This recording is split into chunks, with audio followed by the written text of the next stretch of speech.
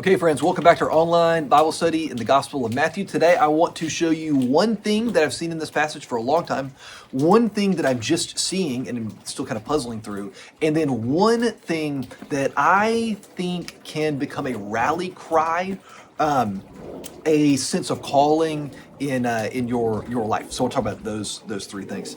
You can hear the dripping around me. The snow is melting. This should be the last one of these that you get recorded from home. Maybe somebody else recorded one from home earlier and you'll get it next week. I don't know. But for me, this is the last one. So the back half of Matthew 9. What do we see here? We see 4 healings, and then we get Jesus in this kind of pensive state, reflecting on some things. That's where this calling will come from. Here's one thing I've seen for a while in this passage. You may have heard me talk about it before. I love this. Jesus says, hey, at the end of the first kind of passage here, look, this girl's not dead. She's sleeping. And the people do what? They laugh.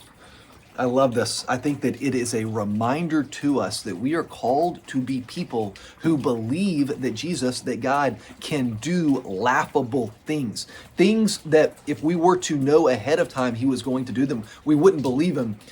We would laugh. We see this in other places throughout the Bible also, where people laugh at the things that God says that he's going to do. Let's have that kind of faith, which gets into the next piece. That kind of faith to pray those laughable prayers. God, this seems outlandish, but would you do this? It goes without saying that those prayers should always be run through the lens of loving God and loving people. They're not those like selfish prayers, but they're God, like, I want this good thing for the world, this good thing for people. Let's be people who pray those big laughable prayers. Okay, here's the second piece. I'm still kind of puzzling through this. You get 3 healings where people make these bold proclamations of faith.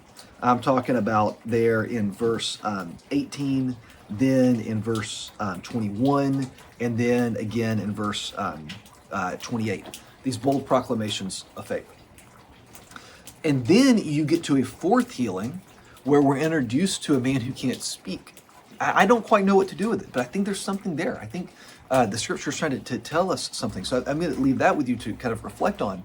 You get these 3 people who are boldly proclaiming with their mouth their faith.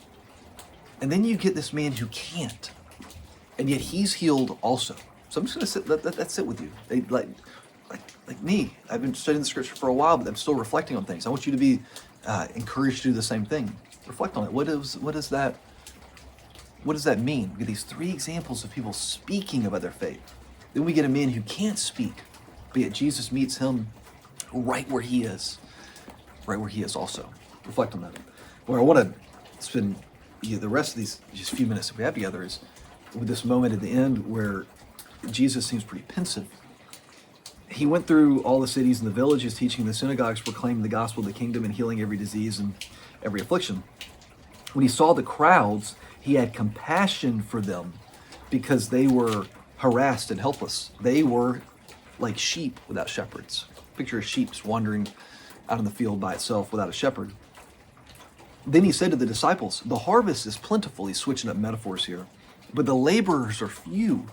Therefore, pray earnestly to the Lord of the harvest to send out laborers into the harvest. Think of these 2 metaphors. There are lots of people that he sees who are like sheep without shepherds. They need guidance. Switch over to the other metaphor. I mean, it's as if the field is full of wheat that is ready to be harvested, but there aren't people to go and harvest it. Jesus is looking for people. Maybe he starts with these disciples, but still he's looking for people to go out there and to be a part of that work. What does he say to Peter after his resurrection? He says, feed my sheep. I am the good shepherd. I'm the good shepherd. I am the shepherd that those sheep need.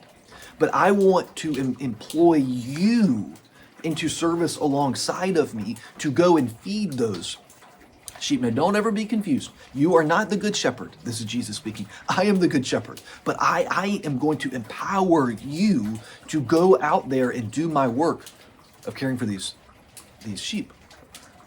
There are so many things to be done out in the field. Again, the harvest is plentiful. I need, Jesus speaking, people to get out there and be a part of that work. Friends, you are invited into that work. It's not just people who went to seminary, have job titles and stuff like that. You, as a follower of Jesus, you are being called into that work. He is whispering to you the same thing that he whispered to Peter: feed my sheep.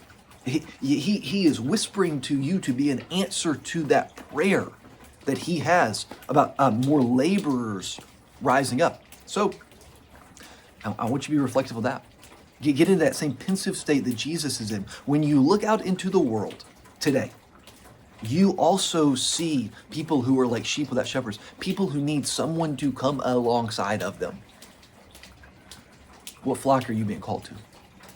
What part of Jesus' flock is he whispering to you, come alongside of me and tend to this? It could be kids at our church serving in Sunday school. It could be teenagers in our church.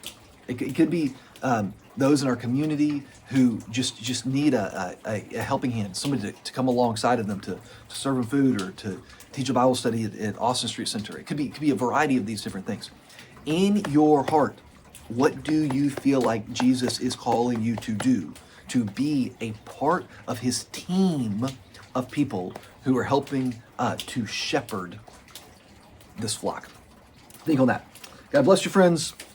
Grateful for you, and I'll see you next time.